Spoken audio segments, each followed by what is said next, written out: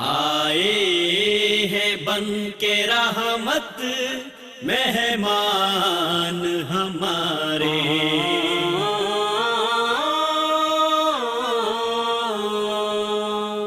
بسم اللہ الرحمن الرحیم۔ السلام علیکم ورحمۃ اللہ وبرکاتہ۔ ناظرین، آپ دیکھ رہے ہیں پروگرام مہمان ہمارے، اور میں ہوں آپ کا میزبان بابر فاروق رحیمی۔ ہمارے اس پروگرام میں ملک پاکستان کی عظیم اور نامور شخصیات تشریف لاتے ہیں، جنہوں نے مذہبی، علمی، ادبی، سماجی یا کسی بھی لحاظ سے بھرپور خدمات انجام دی ہوں۔ آج ہم آپ کی ملاقات کروائیں گے بر صغیر پاک و ہند کے عظیم سپوت غازی علم الدین شہید رحمۃ اللہ علیہ کے خاندان کے چشم و چراغ جناب انجینئر عبدالباسط سے۔ آئیے آپ کی ملاقات جناب انجینئر عبدالباسط کے ساتھ کرواتے ہیں۔ بہت شکریہ جناب عبدالباسط صاحب کہ آپ ہمارے پروگرام میں تشریف لائے۔ ماشاءاللہ آپ کا تعلق بر صغیر پاک و ہند کے عظیم سپوت غازی علم الدین شہید رحمۃ اللہ علیہ کے خاندان کے ساتھ ہے، اور ایک لحاظ سے آپ کو ان کا پوتا بھی کہا جاتا ہے۔ سب سے پہلے ہم اپنے ناظرین کے لیے آپ کے خاندان کا پس منظر جاننا چاہیں گے۔ بسم اللہ الرحمن الرحیم، الحمدللہ رب العالمین، والصلاة والسلام علی رسولہ الکریم، اما بعد۔ 1929 میں غازی علم الدین شہید رحمۃ اللہ علیہ کا واقعہ ہوا۔ اس دور میں انگریزوں نے اور ہندوؤں نے مسلمانوں کو ڈیوائیڈ اینڈ رول کے تحت مزید تکلیف دینے کے لیے انہوں نے ایک کتاب لکھی، جس میں نبی صلی اللہ علیہ وسلم کے خلاف انہوں نے ایک کتاب لکھی جس کا نام رنگیلا رسول رکھا، نعوذ باللہ، استغفر اللہ۔ اس پر انہوں نے پورے بر صغیر پاک و ہند کے مسلمانوں نے 6 مہینے تک احتجاج کرتے رہے، اچھا جی۔ جلوس نکالے، جلسے کیے، لیکن انگریز جو اس وقت جو حکومت میں تھے اور ہندو جو انہوں نے اس کے اوپر ہندو اکثریت میں تھے، انہوں نے مسلمانوں کی کوئی بات انہوں نے نہ، ان کے جلسے جلوسوں ان پر کوئی اثر نہ ہوا۔ صحیح۔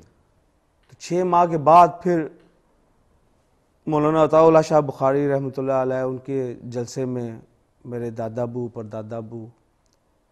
پردادا ابو طالع مند، ان کے 2 بیٹے تھے، علم دین اور محمد دین۔ اچھا، آپ کے پردادا رحمۃ اللہ علیہ جو تھے ان کا نام تھا طالع مند۔ وہ ہم رنگ محل میں، ہمارے آبائی گھر تھے رنگ محل سیرے والا بازار میں، لاہور میں۔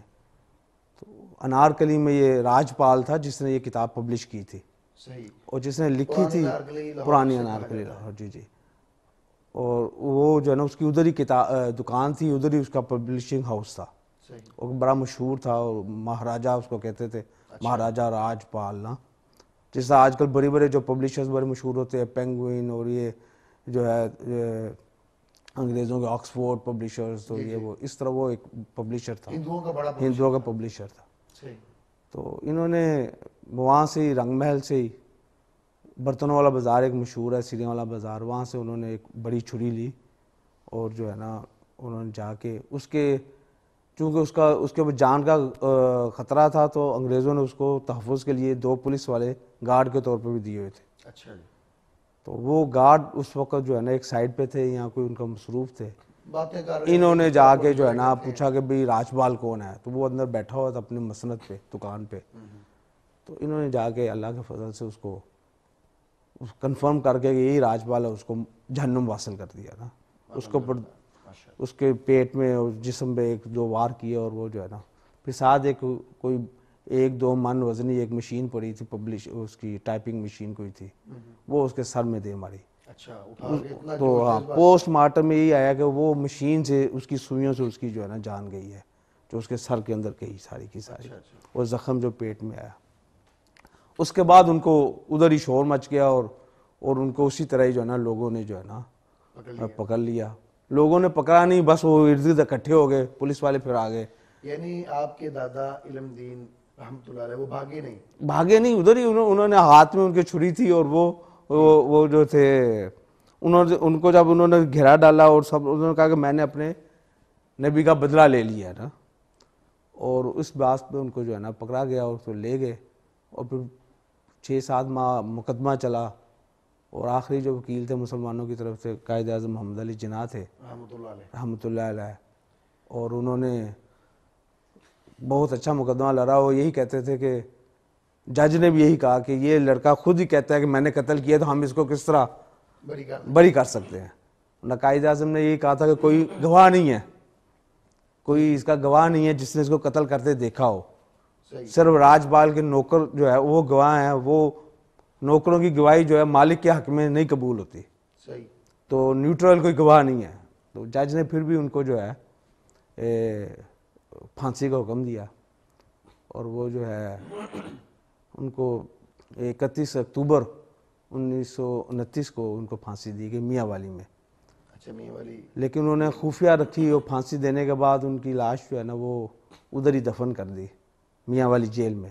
اچھا جی. تو یہاں سے پھر علامہ اقبال, سر محمد شفیع, ان کا ایک پھانسی کی اطلاع آپ کے خاندان والوں کو نہیں دی؟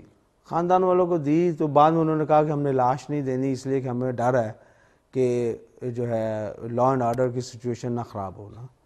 تو ہمارے خاندان والے, میرے دادا ابو محمدین, پردادا ابو, دادی اماں, پردادی اماں, سب ادھر گئی ہوئی تھی. اچھا. میاں والی وہ وہاں پہ رہ رہے تھے 2-4 مہینوں سے نا. تو جب انہوں نے پھانسی دی تو اس وقت پھر مسلمانوں نے ایک تحریک چلائی کہ ہم نے نماز جنازہ پڑھنا ہے, تو ہمیں ان کی وصیت کے مطابق ان کو میانی صاحب میں دفن کرنا ہے لاہور میں. صحیح. تو سر محمد شفیع اور علامہ اقبال اور کچھ لوگ ساروں کا ایک وفد گیا. انگریزوں کو انہوں نے گارنٹی وارنٹی ایشورٹی دی کہ کوئی حالات خراب نہیں ہو گئے, امن کی نا. تو وہ پھر ان کی لاش دی گئی, اور وہ اس کو لاہور لایا گیا. اور اس وقت کہتے ہیں کہ اسلامی دنیا کی بہت بڑا جنازہ ہوا اس وقت, جس وقت لاہور کی آبادی 2 لاکھ تھی. 5 لاکھ جو ہے نا وہاں پر جنازے میں لوگ آئے, اور افغانستان سے, ایران سے, پورے انڈیا سے لوگ جو ہے نا اس جنازے میں شریک ہوئے. پورے برصغیر سے؟ میں جانتا ہوں افغانستان سے, قبائلی علاقوں سے. ادھر میں ایک دفعہ ایک دوست کے پاس پشاور میں قبائلی علاقوں میں تھا, تو ادھر بزرگ تھے, کوئی 90 سال کی ان کی عمریں تھیں, 90-95 سال. پٹھانوں کی عمر زیادہ ہوتی ہے, تو ان 2 بزرگوں نے نماز جنازہ میں شرکت کی ہوئی تھی 1929 کے. تو اس طرح پھر ان کو جنازے کے بعد ان کو دفن کیا گیا, اور واقعہ اس طرح ہوا. جنازہ کس نے پڑھایا؟ جنازے کئی علماء نے پڑھائے تھے, مجھے ان کا نام نہیں یاد. اچھا. اس لیے بہت زیادہ لوگ تھے, تو وہ ایک جنازہ نہیں ہو سکا تھا. اس وقت کوئی سپیکر یا ایسی کوئی بات نہیں تھی, تو وہ ان کے جو تھا جنازہ تھا اس کے ساتھ بانس باندھے گئے تھے کہ زیادہ سے زیادہ لوگ کندھے دے سکے. اور وہ اتنا زیادہ لوگ تھے کہ وہ ایک جنازہ ہوتا تھا پھر دوسرے جنازہ پڑھاتے, تو کچھ اس طرح لوگ آ رہے تھے, لوگ آ بھی رہے تھے, اور آواز بھی نہیں جاتی تھی ہر جگہ, اور دور دراز اتنی تیز سہولیات بھی نہیں تھی, ٹرانسپورٹ بھی نہیں تھے. لوگ بیل گاڑیوں پہ سفر کرتے, گھوڑوں پہ سفر کرتے, یا ٹرین پہ سفر کرتے تھے. تو عبدالباسط صاحب, آپ کا خاندان غازی علم الدین شہید رحمۃ اللہ علیہ کا خاندان ہے, تو کیا یہ ایک کوئی علمی خاندان تھا, مذہبی خاندان تھا؟ کس طرح ان کے دل کے اندر یہ جذبہ پیدا ہوا کہ میں نے مجھ سے رسالت کے لیے اپنی جان پیش کر دوں؟ یہ کوئی علمی یا مذہبی خاندان نہیں تھا, بس اللہ تعالیٰ نے ان کو علم یا مذہب کی طرف اللہ تعالیٰ نے ان کی رہنمائی کی, آپ یہ کہہ سکتے ہیں. جس طرح آج کل آپ دیکھتے ہیں لوگ بالکل دین سے تعلق نہیں ہوتا, لیکن ایک دم جو ہے نا کوئی ایسی بات ہوتی ہے لوگ دین کی طرف راغب ہو جاتے ہیں. تو ہمارے پردادا ابو کو اتنے خاص نہیں تھے, لیکن ان میں ایک جسے کہتے ہیں نا, ان میں دین اور ایمان کی رمق تھی, اور وہ جلسے جلوسوں میں لے کے جایا کرتے تھے, خود بھی جاتے تھے اور بچوں کو بھی لے کے جاتے تھے. آپ کے پردادا؟ ہمارے پردادا ابو جو انگریزوں کے خلاف یا ہندوؤں کے خلاف جلسے ہوتے تھے. اچھا. مولانا داؤد غزنوی اور عطا اللہ شاہ بخاری اس وقت آپ کو پتہ ہے کہ بہت زیادہ یہ انگریز کے خلاف تقاریر کرتے تھے, اور حریت پسند تھے, آزادی پسند تھے. تو اس وقت انہوں نے خلافت کے لیے بھی بڑی جدوجہد کی تھی، اور خلافت کے بعد پھر جو ہے نا تحریک خلافت میں ان کا بڑا کردار تھا. تو وہ ہمارے جو دادا ابو تھے وہ کہہ لیں کہ ان تحریکوں میں، ان جلسے جلوسوں میں جایا کرتے تھے، اور کوئی اتنا زیادہ دینی کوئی ان کا پس منظر نہیں تھا. ہمارے ساتھ ہی چینی والی مسجد تھی، ادھر مولانا داؤد غزنوی ہوتے تھے رحمۃ اللہ علیہ. ہاں، تو یہ اس وقت شہر کے اندر اہل حدیث مساجد میں بڑی مشہور مسجد تھی. تو ابھی بھی بہت، ہاں. اور ہماری دادی ماں بتاتی ہیں کہ باہر ہر دو کچھ ہفتے بعد انگریز پولیس آتی تھی گھوڑوں کے اوپر پیدل، اور مولانا داؤد غزنوی کو جو ہے نا انگریز سرکار کے خلاف تقریر کرنے کی وجہ سے لے کے جایا جاتا تھا کہ آپ نے گرفتار کرتے تھے، اور یہ وہ. تو وہ حریت پسند لوگ تھے. تو اس وجہ سے ہمارا خاندان جو ہے مولانا داؤد غزنوی اور پھر چینے والی مسجد کے ساتھ ہی جو ہے نا منسلک ادھر ہی ہمارا بچپنا، ہم سب کے دادا ابو، ہمارے دادا ابو، ہم ادھر اہل حدیث جو مسجد تھی ادھر ہی رہتے تھے. ادھر سے ہم نے دین حاصل کیا، قرآن اور ترجمہ اور جو چیزیں بھی جو ملی ہمیں وہاں سے ملی. تعلیم اور تربیت بھی، دینی تعلیم. ماشاءاللہ دینی تعلیم آپ کو اللہ پاک نے بڑا موقع عطا فرمایا. اس وقت دارالحدیث تھا چینے والی میں، باقاعدہ مدرسہ تھا. تو آپ نے ابتدائی قرآن پاک کی تعلیم چینیا والی مسجد سے حاصل کی؟ جی ہم نے نہیں، ہمارے دادا ابو ہم سب بچوں نے چینے والی مسجد سے ہی ابتدائی تعلیم حاصل کی. اچھا ماشاءاللہ. ایک اسکول تو دنیاوی تعلیم کے لیے central model lower model school تھا. سینٹرل ماڈل اسکول بڑا مشہور عصری علوم کے لیے ابتدائی. اور دینی تعلیم پہ بس اللہ کا فضل ہے. چینے والی مسجد وہاں مدرسہ تھا بہت بڑا، اور بڑا ادھر جو ہے جلسے اور بڑا ادھر اہتمام ہوتے تھے چیزوں کے، بڑا اچھا ہوتا تھا. عبداللہ صاحب، آپ نے بنیادی تعلیم کہاں سے حاصل کی؟ بنیادی تعلیم تو میٹرک جو ہے میں نے سینٹرل ماڈل اسکول لوئر مال سے کیا. یہ بھاٹی کے قریب جو اسکول ہے. اچھا جی. پھر گورنمنٹ ایف سی کالج میں پری انجینئرنگ میں داخلہ ملا. اچھا جی. وہاں سے پھر انجینئرنگ یونیورسٹی لاہور میں میرا داخلہ ہوا انجینئرنگ میں، سول انجینئرنگ میں. اچھا جی. ٹیکسلا کیمپس سے میں نے وہاں سے انجینئرنگ کی 1990 میں. اس کے بعد ریسنٹلی کچھ 2004-05 میں نے M S C transportation engineering کی ہے. اچھا جی. وہ بھی انجینئرنگ یونیورسٹی لاہور سے. ماشاءاللہ. یہ میرا تعلیم کے لیے. ناظرین، آپ ملاقات کر رہے تھے بر صغیر پاک و ہند کے عظیم سپوت جناب غازی علم الدین شہید رحمۃ اللہ علیہ کے پوتے انجینئر عبدالباسط صاحب سے. ابھی ان کے ساتھ اور بہت ساری باتیں باقی ہیں، یہ ساری باتیں کریں گے انشاءاللہ وقفے کے بعد. آئے ہیں بن کے رحمت مہمان ہمارے، آئے ہیں بن کے رحمت مہمان ہمارے. Welcome back. ناظرین، وقفے پر جانے سے پہلے ہم نے آپ سے ملاقات کروائی ناموس رسالت صلی اللہ علیہ وسلم کے لیے جان کا نذرانہ پیش کر دینے والے بر صغیر کے عظیم مجاہد، عظیم غازی جناب علم الدین شہید رحمۃ اللہ علیہ کے خانوادہ کے ایک عظیم چشم و چراغ جناب انجینئر عبدالباسط صاحب سے. آئیے مزید جانتے ہیں. آپ نے ماشاءاللہ اسکول کی تعلیم حاصل کی، اس کے بعد آپ یونیورسٹی چلے گئے، پھر اس کے بعد آپ نے ایم ایس سی بھی کی. اس دوران عبدالباسط صاحب آپ نے اہل حدیث اسٹوڈنٹس فیڈریشن کی بنیاد رکھی. آپ اے ایس ایف پاکستان کے بانی ہیں. کیا خیال آپ کے ذہن میں آیا؟ نوجوانوں کے لیے یونیورسٹیز میں بڑی ہنگامی صورتحال ہوتی ہے.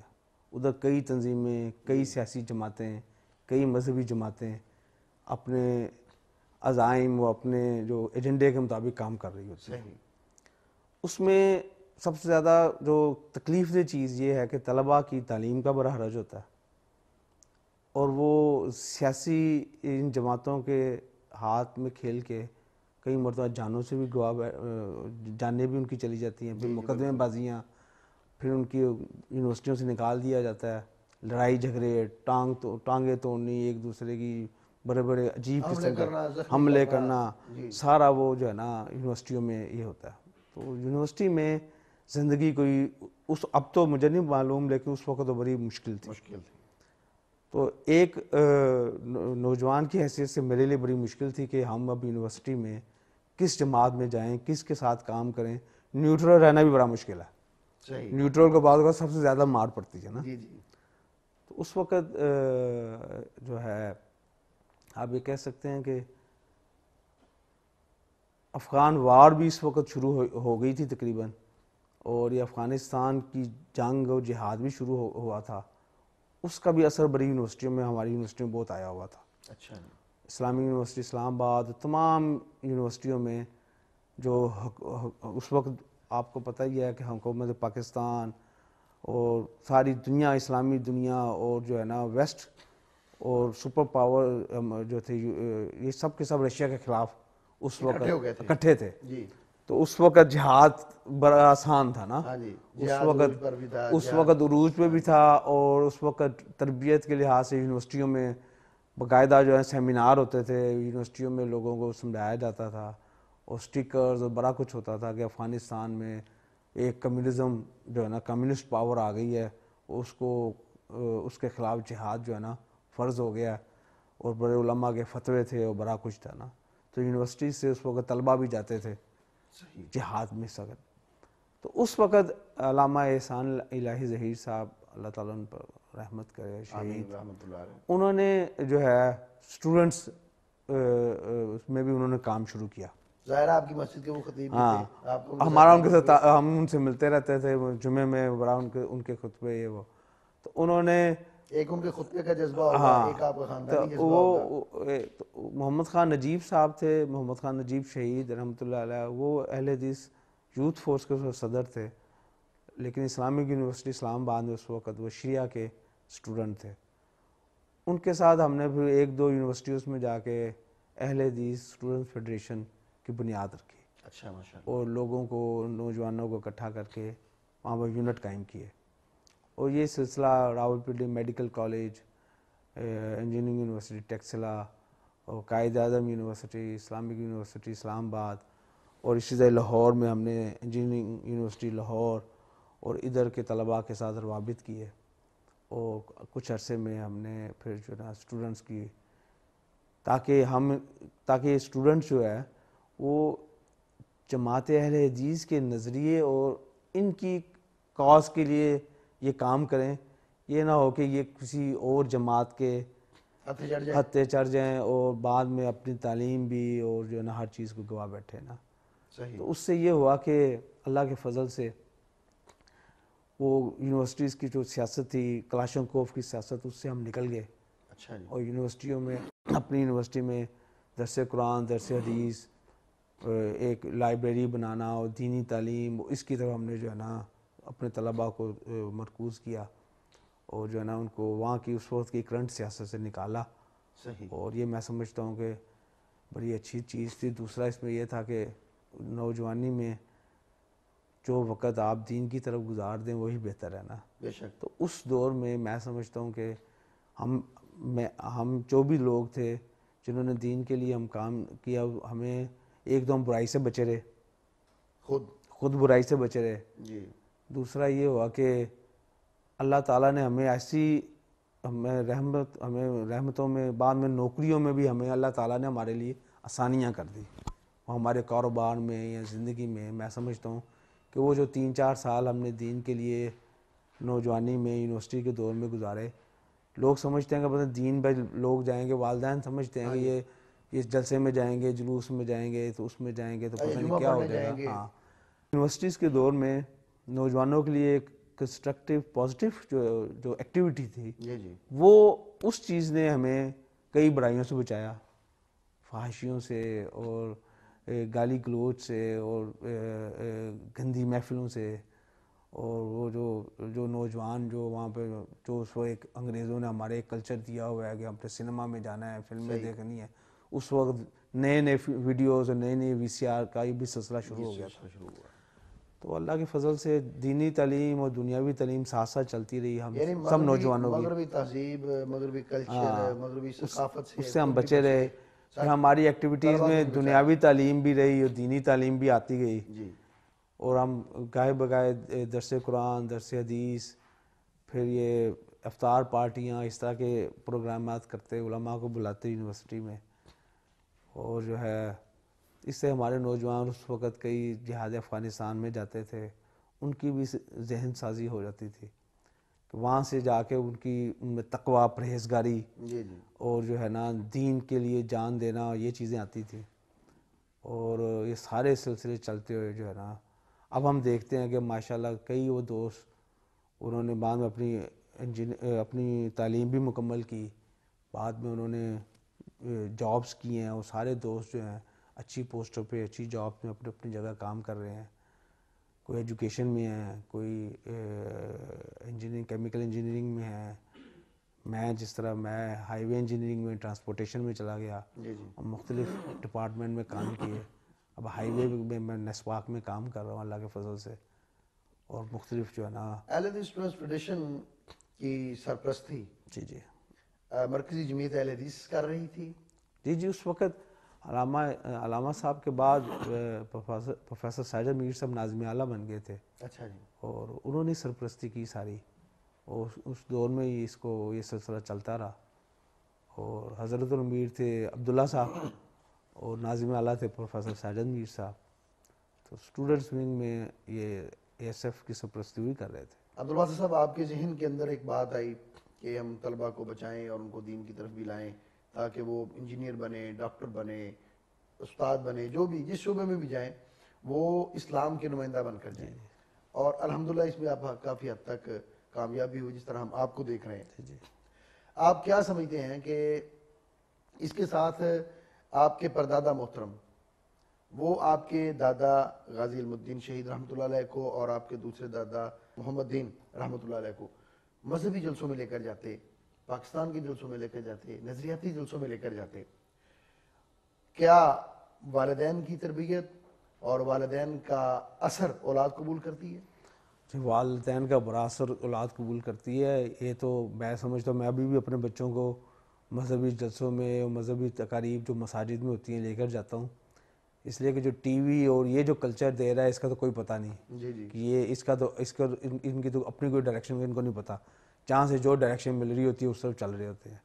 تو آج بھی میں جب اپنے بچوں کو، بیٹے کو لے کے جاتا ہوں تو وہ اس کا بڑا اثر ہوتا ہے. آپ جب ایک جلسے میں سیرت النبی کے اوپر ہو یا صحابہ کرام کے اوپر ہو یا نبی صلی اللہ علیہ وسلم کی کوئی غزوات کے اوپر ہو یا جہاد کے اوپر جلسہ ہو، تو اس میں میں سمجھتا ہوں یا عقائد کے اوپر ہو تو اس میں عام جو گزرنے والے بھی جو لوگ ہیں وہ جو بیٹھ جاتے ہیں ان پر بڑا اثر ہوتا ہے. اور وہ ان کی زندگیاں چینج ہو جاتی ہیں. بالکل ایک جلسے، بعض اوقات آپ کئی لوگوں کو جانتے ہوں گے کہ لوگ جو ہیں ایک جلسے کی وجہ سے ان کی ڈائریکشن چینج ہو جاتی ہے. وہ لوگ جاتے ہیں اور ان کو ایک ہی وقت میں 8-10 علماء اور 8-10 خطبہ، اس وقت ان کو 10-10 15 منٹ کی ایک بات کی جاتی ہے تو ان پر اس کا بڑا اثر ہوتا ہے. بے شک.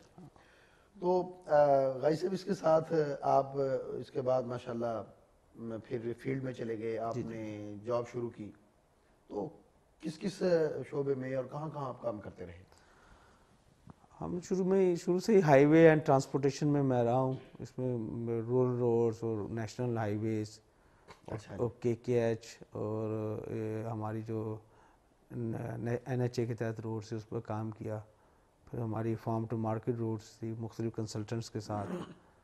آج کل میں الحمدللہ نیسپاک میں ہوں، ایز چیف انجینئر کام کر رہا ہوں.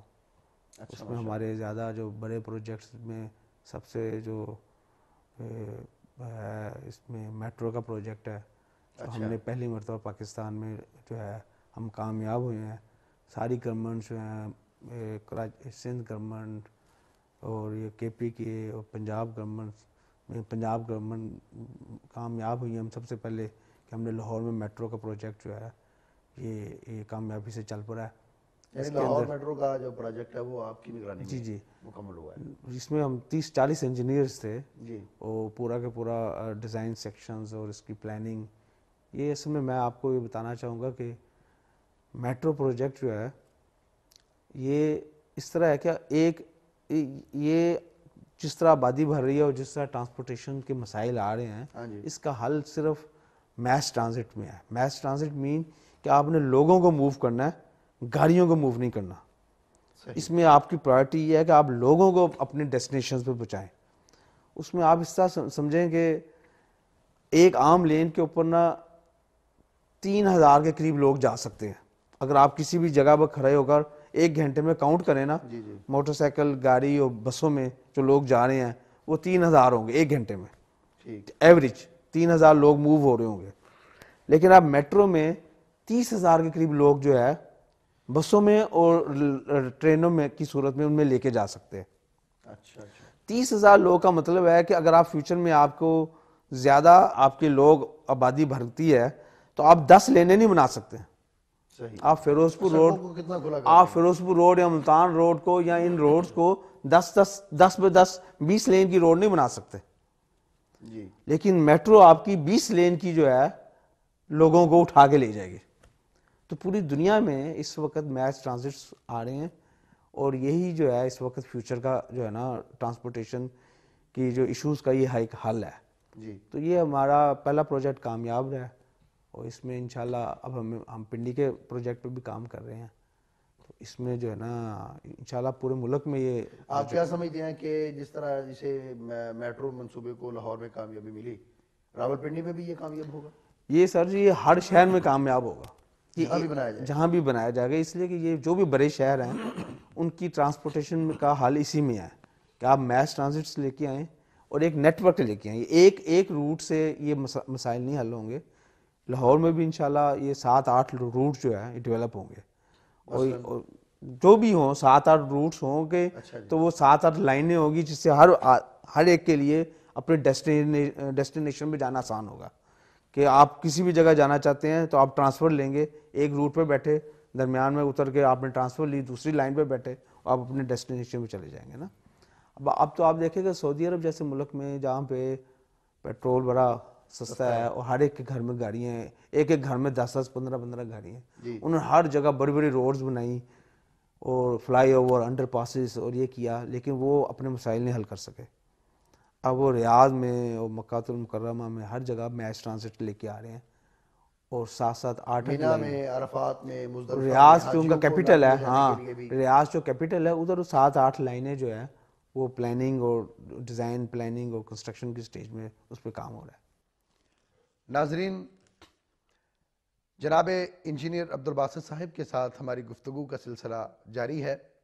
ابھی وقت ہوا ہے بریک کا, باقی بریک کے بعد. آئے ہیں بن کے رحمت مہمان ہمارے, آئے ہیں بن کے رحمت مہمان ہمارے. Welcome back. ناظرین, وقفے پر جانے سے پہلے آپ باتیں سن رہے تھے غازی علم الدین شہید رحمۃ اللہ علیہ کے پوتے جناب انجینئر عبدالباسط صاحب سے. آئیے مزید جانتے ہیں. عبدالباسط صاحب, آپ کا خاندان ماشاءاللہ تحفظ ناموس رسالت صلی اللہ علیہ وسلم کے لیے مشہور ہے پوری دنیا میں, اور آپ کی یہ قربانی میرا خیال ہے کہ آپ کے سارے خاندان کے لیے یہ ایک ذریعہ نجات ہوگی.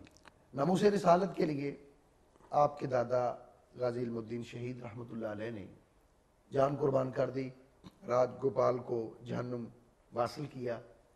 آپ بھی پوری دنیا میں کبھی کہیں اور پھر پاکستان کے اندر اس طرح کی شرارتیں ہوتی ہیں. پاکستان میں ایک قانون موجود ہے تحفظ ناموس رسالت صلی اللہ علیہ وسلم کا.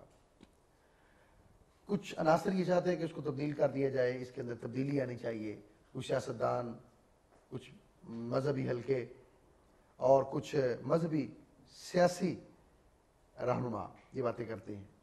آپ اس بارے میں کیا کہیں گے؟ کفر کی تو ہمیشہ سے یہی سازش رہی ہے کہ مسلمانوں سے, ان کے دلوں سے, ان کے نبی صلی اللہ علیہ وسلم کی محبت, ان کا تعلق قرآن کے ساتھ جو تعلق ہے اور جو اشعار کے ساتھ جو تعلق ہے دینی اشعار کے ساتھ وہ ختم کیا جائے. اس میں سمجھتا ہوں کہ جو قانون سازی ہے یہ سب سے یہ امن کے لیے اور جو ہے یہ کہ کوئی ایسے واقعات نہ ہوں اس کے لیے یہ قانون جو ہے بڑا اہم کردار ادا کر رہا ہے. اگر یہ قانون نہ ہو تو ہر محلے میں ہر جگہ لوگ خود ہی فیصلے کرنے لگ جائیں گے. صحیح. تو اس قانون کے لیے جو بھی اس قانون کو ہٹانا چاہتا ہے یا ختم کرنا چاہتا ہے وہ اس ملک میں انتشار چاہتا ہے نا. اس قانون کی وجہ سے تو شرارتی جو طبقے ہیں وہ لوپ ہول چاہتے ہیں نا کہ ہمیں کچھ ملے تو ہم کچھ کریں. تو اس قانون کے علاوہ اور اس کو مضبوط کرنا چاہیے کہ اس میں یہ نہ ہو کہ کسی کے ساتھ زیادتی ہو، لیکن اگر کوئی بھی شخص اس طرح کی جو ہے اس کی واضح اس کا ثبوت مل جاتے ہیں تو اس کے اوپر بھی قانون حرکت میں آئے. یعنی اس قانون میں بہتری لائی جائے. اگر کوئی اگر کوئی سمجھتا ہے اگر کوئی سمجھتا ہے کہ اس کے اندر اس میں بعض اوقات ایک ذاتی دشمنی کی بنا پر کوئی لوگ کچھ اس کو قانون کو یوز کرتے ہیں تو وہ تو کوئی بیس نہیں ہے کہ قوانین کو ختم کر دیا جائے. اس میں یہ ہے کہ آپ اس کی امپلیمنٹیشن کو بہتر کریں. صحیح. اور مختلف جو اس کی جو ہے گواہ اور دوسری ان چیزوں کو جو ہے بہتر کریں بس. لیکن اس میں آپ یہ سمجھیں کہ اگر یہ قانون نہ ہو تو پہلے جو واقعات ہوئے ہیں اسی وجہ سے ہوئے ہیں نا کہ قانون حرکت میں نہیں آیا. صحیح. اور انہوں نے پھر لوگوں نے فیصلے خود کیے. تو قانون تو بڑا اہم ہے. قانون آج کل کے نوجوان جی جس طرح ایک کفر کی سازش ہے کہ ان کے ذہن سے یا دل و دماغ سے رسول کریم صلی اللہ علیہ وسلم کی محبت نکال دی جائے، ان کے دلوں سے توحید نکال دی جائے، قرآن کے ساتھ وابستگی نکال دی جائے، اور اس کے لیے وہ مختلف انداز اپنا رہے ہیں. آپ نے کام کیا کہ لوگ جو نوجوان ہیں، جو طلباء ہیں، وہ دین کی طرف آئیں، جہاد کی طرف آئیں. اب کام ہو رہا ہے کہ یہ طلباء، یہ نوجوان دھرنوں کی طرف آئیں، اور یہ دھرنے اور یہ آپ کا دین کی طرف لگاؤ. اس کے اندر آپ کیا سمجھتے ہیں؟ دیکھیں جی، آپ اسلامی دنیا کی تاریخ دیکھیں کہ جب بھی کسی بھی بڑی طاقت کو ختم کرنا ہوتا ہے نا تو اچھائی کے نام سے اس کے خلاف ایک تحریک کو اٹھایا جاتا ہے. صحیح. کہ لگتا یہ ہے کہ وہ بڑی اچھی کوئی تحریک اٹھ رہی ہے. اصل میں وہ ایک ایگزسٹنگ جو پاور ہوتی ہے مسلمانوں کو اس کو ختم کرنے کے لیے ایک تحریکوں کو اٹھایا جاتا ہے. اور وہ کہتے ہیں ہم شریعت نافذ کرنا چاہتے ہیں، کوئی کہتے ہیں ہم جو ہے نا انصاف لے کے آئیں گے، کوئی کہتے ہیں ہم یہ کر دیں گے، وہ کرپشن کے خلاف کہتے ہیں. اچھا، لوگ جو ہے نا وہ اس سطحی لیول پہ دیکھ رہے ہوتے ہیں، انٹرنیشنل لیول پہ نہیں وہ دیکھ رہے ہوتے. اور وہ اس چیز میں وہ سمجھتے ہیں کہ بڑا کچھ ہو جائے گا اور وہ جو ہے نا ہم یہ کریں گے تو یہ چیز ہو جائے گی. اس بیس پہ ان نوجوانوں کو یوز کیا جاتا ہے اور اچھے نوجوانوں کو، اچھے لوگ اس میں یوز ہوتے ہیں. اور بعد میں اصل جو ان کے مقاصد ہوتے ہیں کہ اس طاقت کو ختم کیا جائے. جیسا پاکستان ہے نا، پاکستان ماشاءاللہ یہ نیوکلیئر پاور ہے اور ایک مسلمانوں میں اس کا ایک کردار ہے. ساری دنیا پچھلے 10-15 سال سے اس کے خلاف سازشیں کر رہی ہے. اس میں مختلف ایشوز اٹھائے جا رہے ہیں. تو آپ دھرنے کی سیاست یا کوئی بھی سیاست ہے اس میں کوئی حرج نہیں ہے.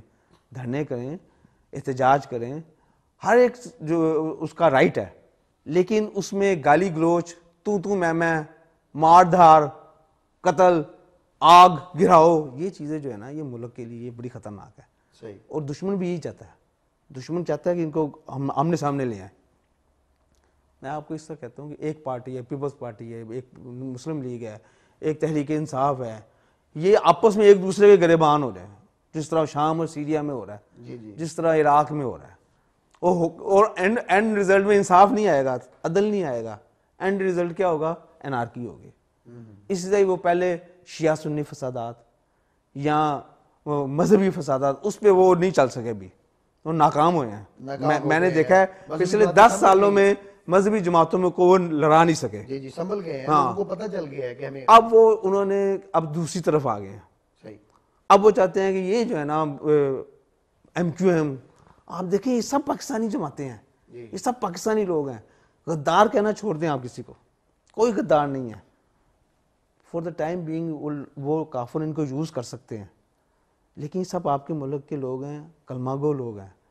اگر آپ ان کو یہ سب مل کے رہیں گے, آپس میں اختلاف کریں, سب کچھ کریں, لیکن ایک دوسرے کو مارنے کی طرف نہ جائیں.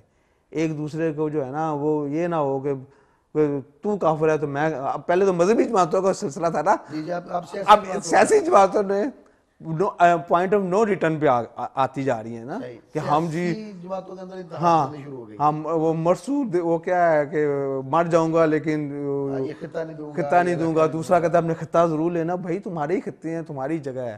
یہ سب یہ آزادی کی نعمت کا لوگوں کو پتہ نہیں ہے. غزہ کے مسلمانوں کو دیکھیں, ادھر کل میں نے دیکھا تھا 14 سال کے بچوں کو وہ یہودی جو درندے جو ہے نا ان کو اٹھا کے لے کے جا رہے ہیں, 12 سال کے بچوں کو ہیں. اور یہ ادھر آپ دیکھیں عراق میں کیا ہوا ہے, جی جی ادھر دیکھیں افغانستان میں کیا ہوا ہے. تو یہ جو لوگ ہیں ہم سب کو دیکھنا ہے کہ یہ آزادی کی کیا نعمت ہے. قائد اعظم رحمۃ اللہ علیہ, اور یہ آپ کو کیا لگتے تھے, کوٹ پینٹ پہنتے تھے, لیکن اللہ تعالیٰ نے ان سے کام لیا, ان کے ساتھ بڑے بڑے علماء نے ان کا ساتھ دیا. اب آپ کے پاس یہ ملک ہے, ہمارے پاس یہ ملک ہے, ہم 50 سال سے آزادی سے رہ رہے ہیں, اپنی مرضی سے مسجدوں میں جاتے ہیں, مسجدیں بناتے ہیں, اذانیں دیتے ہیں. اب آپ نے ماشاءاللہ ایک پیغام ٹی وی کے نام سے ٹی وی ایک اسلامی چینل شروع کیا, جی جی, اور میں اس کو دیکھ کے, پیس ٹی وی پہلے ایک تھا, سارے چینل میں پیس ٹی وی چل رہا تھا, اور اس نے بہت ہی توحید اور جو ہے رسالت اور عقائد اور دینی ساری چیزوں کے اوپر اس نے بڑا کردار ادا کیا, ابھی تک کر رہا ہے. اب اللہ کے فضل سے پیغام ٹی وی, یہ آپ کو کیوں اجازت ہے؟ اس لیے کہ آپ ایک آزاد ملک میں ہیں. آپ کو عراق میں یہ نہیں کرنے دیا جائے گا. اگر آپ کسی ایسے ملک میں ہو جدھر کافر لوگ آ گئے ہیں, آپ کو ادھر ان چیزوں کی اجازت, مسائل پیدا ہوتے ہیں. تو عبدالباسط صاحب, جس طرح آپ نے بتایا کہ اس وقت بھی جب آپ کا دوران طالب علمی تھا اور آپ نے ایسے پاکستان کی بنیاد رکھی, تو آپ نوجوانوں کو بچانا چاہتے تھے گمراہی سے. جدید میڈیا جو آ رہا تھا, وی سی آر تھا, اس طرح اب بھی یہ نیٹ کا دور ہے, کیبل کا دور ہے اور چینلز کا دور ہے. تو اس جدید دور کے اندر پیغام ٹی وی جو ایک اسلامی چینل ہے الحمدللہ, اس کو آپ کس نظر سے دیکھتے ہیں؟ دیکھیں, کفر تو اپنے سازشیں کر رہا ہے, لیکن اس وقت دین کی جو تبلیغ ہے نیٹ کے تھرو بہت ہو رہی ہے پوری دنیا میں, سوشل میڈیا کے ذریعے, سوشل میڈیا کے تھرو ہو رہی ہے. اور میں پڑھ رہا تھا, پتہ نہیں کافر رونے بیٹھے ہیں کہ جی سیریا میں اور ادھر عراق میں پورے یورپ سے لوگ جانے لگ گئے ہیں. وہ نیٹ میں دیکھتے ہیں, کچھ وہ دیکھتے ہیں, ظلم دیکھتے ہیں, اس کے اوپر چلے جاتے ہیں. تو یہ اس وقت تو اگر نوجوان جو ہے ان کے پاس تو آلٹرنیٹ ہونا چاہیے نا. اب ان کے پاس لیپ ٹاپ ہے تو ان کے پاس کوئی ایسے ویب سائٹس ہونی چاہیے جدھر وہ ان کو کوئی دین کی سمجھ لگے. اسی طرح کوئی چینلز ہونے چاہیے کہ جدھر ان کو کچھ وہ گین کر سکے نا, تو ان کی وہ ایکٹیویٹیز ہو جائیں. آپ لوگ اس چینل کے ساتھ ہیں تو آپ کی ایک ایکٹیویٹیز ہیں, دینی ایکٹیویٹیز ہیں. اگر آپ کسی اور چینل میں ہوں گے تو آپ کی اس طرح کی ایکٹیویٹیز بن جائیں گی. بالکل ایسے ہی. تو اس طرح کوئی جو بھی لوگ جرنلزم میں اور جو بھی لوگ اس میں ایم اے کرتے ہیں, اب وہ آگے فیلڈ تلاش کرتے ہیں, تو ان کو اس طرح کے چینلز یہ فیلڈ دیں گے نا, تو ان کے اپنے نظریات بھی, ان کے نظریات اور لوگوں کو بھی چینج کریں گے, خود بھی چینج ہوں گے. صحیح. اس وقت تو آپ یہ دیکھیں کہ میڈیا جو ہے میڈیا وار ہے ساری. صحیح. مسلمانوں کے اوپر اس وقت سب سے بڑا جو مسئلہ ہے وہ یہ ہے کہ وہ جس کو چاہتے ہیں دہشت گرد کہہ دیتے ہیں, جس کو چاہتے ہیں وہ امن پسند بنا دیتے ہیں, کافر جو ہے. اگر ہمارا میڈیا ہمارے کنٹرول میں ہوگا, ہمارا میڈیا اپنا ہوگا, تو ہم آہستہ آہستہ انشاءاللہ جو ہے نا یہ 50 ملک جو اسلامی ملک ہیں, یہ ایک وقت میں کافر جو ہے وہ انشاءاللہ وہ ان کی سازشیں تو ایک مکری کے جالے کی طرح ہے نا. جی جی. تو یہ 50 ملکوں میں خلافت کے بعد جب خلافت ہماری ختم ہوئی, مسلمان انتشار کا شکار ہو گئے, تو 50 سال جو پچھلے ہمارے گزرے ہیں پہلی جنگ عظیم سے لے کر اب تک, یہ ہم نے بڑے مشکل سے گزرے ہیں. کبھی ایک ملک میں تباہی, کبھی دوسرے ملک میں تباہی. اب ہم سنبھلنا شروع ہو گئے ہیں, اب مسلمان طاقتیں بننی شروع ہو گئی ہیں. مسلمان ممالک میں فوج اور جو ہے نا سائنس اور ہر چیز میں ہم یورپ کو کمپیٹ کرنے لگ گئے ہیں. اب وہ کافر چاہ رہے ہیں کہ ان کو دوبارہ جو ہے نا ان کو اوور ویلم کیا جائے, ان کو دوبارہ جو ہے نا ان کو کیا جائے. تو اس میں صرف میڈیا کی وار ہے. جو میڈیا آگے نکلے گا اور وہ جو ہے نا وہی آگے جیتیں گے نا. تو ہمارے کافر مرتا ہے اس کو میڈیا دکھاتا ہے, ہاں دکھاتا ہے, باہر دکھاتا ہے, اور مسلمان افغانستان کے اندر, سیریا کے اندر, شام کے اندر, مختلف غزہ کے اندر سینکڑوں کی تعداد میں, ہزاروں کی تعداد میں شہید ہو رہے ہیں اور اس کو میڈیا نہیں دکھا رہا. اور دیکھیں میڈیا کا کام ہے نوجوانوں کو صحیح گائیڈنس دے نا. اب وہ اگر چاہتے ہیں کہ ہمارے نوجوان کسی جنگ والی جگہ پر جائیں, کافر ہمارے نوجوانوں کو لے کر جائیں گے تو وہ یوز ہو جائیں گے. ایک ایسی جگہ پر جدھر نوجوانوں کو نہیں جانا چاہیے, ایک جگہ پر ہم چاہتے ہیں کہ نوجوان جائیں, مسلمان حکومتیں چاہتی ہیں کہ جائیں, یعنی کہ مسلمان حکومتیں چاہتی ہیں کہ اس جگہ پر جہاد ہو رہا ہے تو ہم مدد کریں, تو ادھر پھر نوجوان جائیں نا. اب کافر اگر لے کر جانا چاہیں تو وہ جہاد تو نہیں ہوگا نا, اس میں تو ہمارے نوجوان بیچارے ادھر جو ہے نا یوز ہو جائیں گے. تو ہمارا اپنا میڈیا ہوگا, جدھر جدھر مسلمانوں کے لیے, مسلمانوں کے مفادات میں جہاد ہو رہا ہوگا وہ ادھر جائیں گے. جدھر کوئی سیاست نہیں چل رہی ہوگی, جدھر کوئی ان کا کوئی ایجنڈا نہ چل رہا ہو, تو وہ ہمارا میڈیا جو ہے نا وہ انشاءاللہ جو ہے نا وہ فیوچر میں یہی ایک ہے وار کا جو ہے نا. عبداللہ صاحب, ہمارے ناظرین کے لیے اور خصوصاً نوجوانوں کے لیے کوئی آپ پیغام دینا چاہیں؟ قرآن پاک جو ہے نا اس کا فہم اور زندگی میں نبی صلی اللہ علیہ وسلم کی سیرت اور ان کا نمونہ, اس کو اسوہ جو ہے نا, اسوہ نبی جو ہے نا اس کو اپنانا, ان کی سنتیں, ان کی جو ہے نا وہ کس طرح وہ سوتے تھے, کس طرح جاگتے تھے, کس طرح ان کے معمولات زندگی تھے, سنتوں کو اپنانا. اگر جو ایک شخص جو ڈیلی قرآن پڑھتا ہے فہم کے ساتھ جی, اور نبی صلی اللہ علیہ وسلم کی سنتوں پہ عمل کرتا ہے, میں نے تو اس کو دیکھا وہ بچ رہا ہے. اور جو ذرا سا بھی اس میں کمپرومائز کرتا ہے نا, جو ڈیلی قرآن نہیں پڑھتا, اس کو سمجھتا نہیں ہے, اور نبی صلی اللہ علیہ وسلم کی جو ہے نا سنتوں پر عمل نہیں کرتا, اس کو جو ہے نا کہتا ہے اچھا میں کر لوں گا نا, وہ آہستہ آہستہ وہ جو ہے نا مغربی اور کفر کے جو ہے نا اس دریا میں بہتا جاتا ہے. اور یہ چیزیں ہیں قرآن اور نبی صلی اللہ علیہ وسلم کی زندگی, یہ دو چیزیں ایسی ہیں جو انسان اگر اپنائے گا تو یہ جو ہے نا اس کو جو ہے نا اس کی رہنمائی ملے گی اس کو زندگی گزارنے کے لیے, دنیا بھی کامیاب ہوگی اور آخرت میں بھی کامیابی ملے گی. ناظرین, آپ ملاقات کر رہے تھے بر صغیر پاک و ہند کے عظیم سپوت جناب غازی علم الدین شہید رحمۃ اللہ علیہ کے خاندان کے چشم و چراغ انجینئر عبدالباسط صاحب سے. ہمارے پروگرام کا وقت ختم ہو رہا ہے, مگر باتیں ان کی بڑی دلچسپ ہیں, بڑی تاریخی ہیں, بڑی اہمیت کی حامل ہیں, لیکن چونکہ ہمارے پروگرام کا وقت ختم ہو گیا اس لیے اجازت دیجیے. اللہ حافظ. موسم لگے سہانا, کلیوں کا کھلکھلانا, بلبل کا چہچہانا, خوشیوں کے گیت گانا, آنگن میں جیسے اترے ہیں چاند ستارے, بن کے رحمت مہمان ہمارے.